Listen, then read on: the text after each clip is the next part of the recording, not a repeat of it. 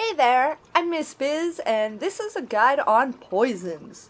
Just so you know, I'm more so only explaining poisons in this guide and not alchemy, which is the craft you use to craft poisons.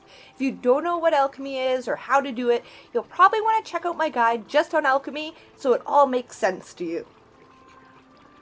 So, what are poisons? Poisons can be used to harm your enemy and sometimes also help yourself. You use the alchemy craft to create poisons, and they can do a variety of things, such as causing your target's skill to use more magicka, to dealing poison damage, or stealing health from them and giving it to you. How exactly do you use poisons? Well, you slot poisons to use them when you're attacking. Poisons actually proc kind of like a weapon enchantment where it's only every so many seconds, and as you can read here, there's a 20% chance on your light attacks, heavy attacks, or weapon abilities that actually do damage. So you can keep 2 different poisons depending on your front or back bar, but something to make note of is that if you're using a poison, you will not be able to use your weapon enchantment. It suppresses it. But there's something good about having both. Let's say I only have 4 poisons, my poison procs 4 times, that would mean I'm out of poisons. Well, then suddenly your weapon enchantment is gonna kick in and you'll be able to use that. So, how do you make poisons and what do you need to make them? Well, you're going to use the alchemy craft poisons in ESO, and if you're new to alchemy, you'll probably want to check out my alchemy guide. I've got a quick and basic one if you already kind of have an idea, or I have an extended version that explains everything in a lot more detail. I won't be covering the basics of alchemy here. To craft poisons, you're going to need reagents and a solvent, just like potions. The solvent actually needed for poisons is considered an oil, and you cannot harvest oil from a resource node. Oils actually drop from enemies that are considered a bit tougher than normal mobs, such as ogres or trolls. Like other crafting materials, the oil dropped will match the level of the zone you found it in.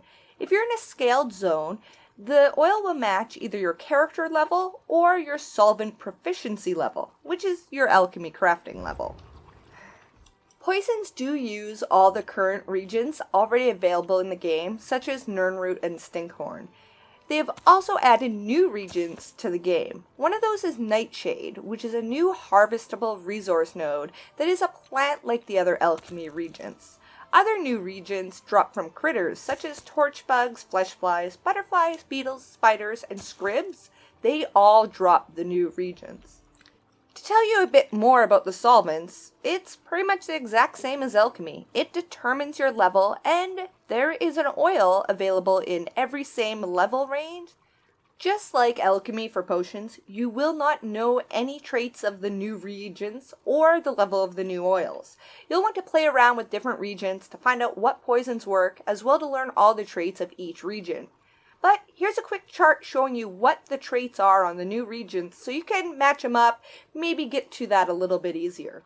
If 2 reagents have a common trait, that is what will prevail in the poison. Poisons work a bit different than potions. When you put reagents together that have a common bad trait, such as Ravage Health here, you will see that it will now harm your enemy's health. When adding reagents together with a good effect, such as Restore Health, this will actually make your poisons have a draining effect. It will remove something from your enemy, in this case it's health, and you'll gain the same type of resource or buff. Another cool thing about poisons that's different than potions is that for every 1 set of ingredients, you're actually going to craft 4 poisons. This means if you have 3 out of 3 skill points into the chemistry passive in the alchemy skill line, for every 1 set of ingredients, you're going to make 16 poisons. You can also craft poisons that do multiple things when there are more than 1 trait that matches between all the reagents.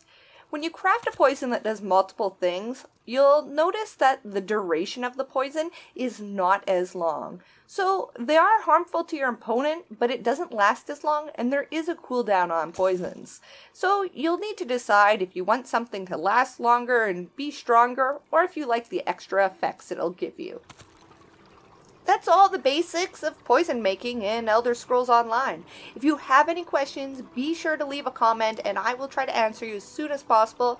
If this video helped you out, maybe leave a like. And if you'd like more guides, be sure to subscribe. I'm Miss Bizz, and thanks for tuning in. Bye for now.